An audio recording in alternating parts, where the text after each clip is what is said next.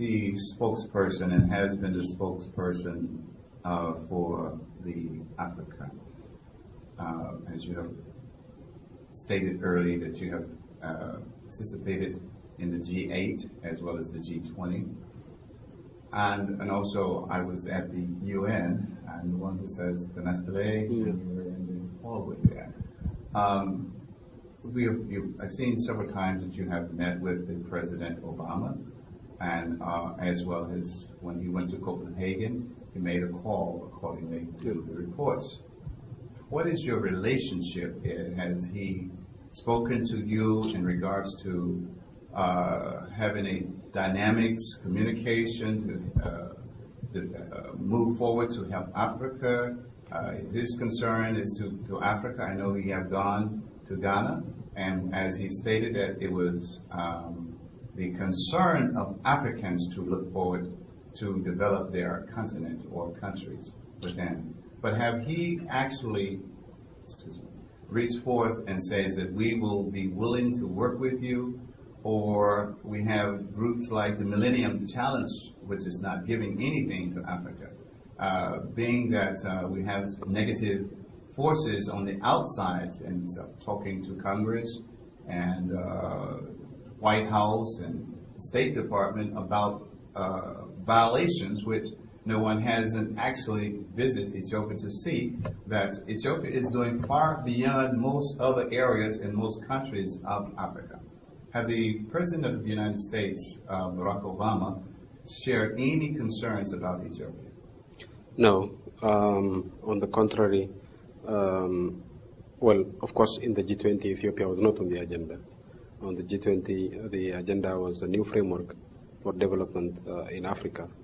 And on that point, the African position and the position of President Obama were completely inseparable. We had the same views as to what this framework should look like. He was also of the view that Africa should not be treated as a humanitarian case.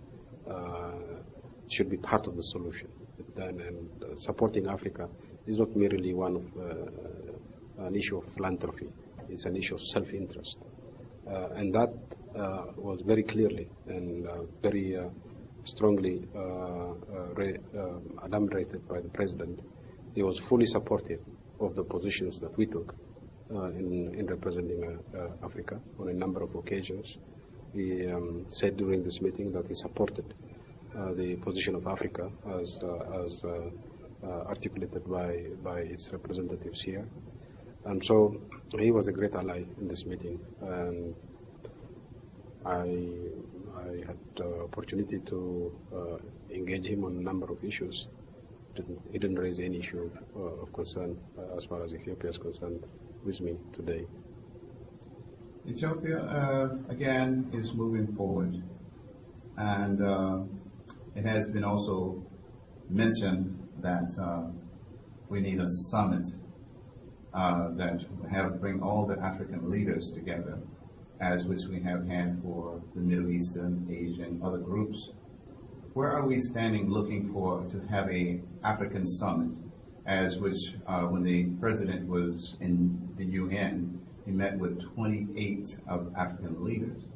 But we have more countries and countries in Africa than the 28. And also as far as when we do come to the summit, there's a working strategy to move Africa forward toward a independent characteristic ideology.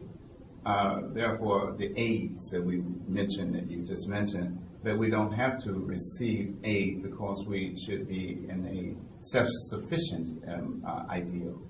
Where are we regarding a summit for Africa? Well, the meeting President Obama had it on the sidelines of the New York UN meeting, where 28 leaders, including myself, participated, was a very positive move in the right direction. Nevertheless, as you rightly indicated, we need to have our own summits where we can strategize. And we do have biannual, twice a year summits once in January. Every year in January we have a summit in Addis. And in the summer we have summits outside of Addis. This time around it will be in Kampala. By the end of July we'll be in Kampala. And among other things, I will be reporting on the discussions here in Toronto. And the African leaders will take a position, among other things. For example, they will be appointing who will speak on their behalf in future G20 meetings. They will be preparing and endorsing a document of, outlining their vision of a framework for economic development in Africa, on the basis of which Africa can then engage the G20. And so we have the processes in place.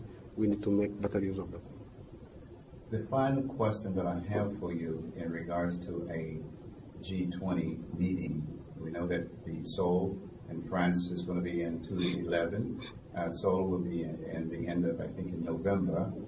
What about an African Seoul meeting? That's one. G20 meeting.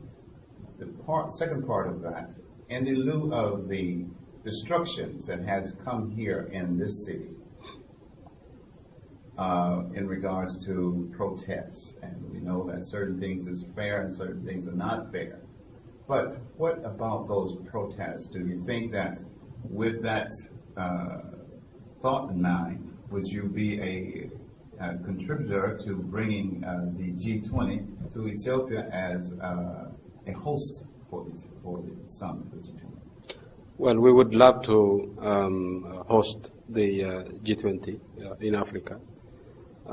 As you know, South Africa is a full-fledged member of the G20. And I'm sure the South Africans would want to host the G20.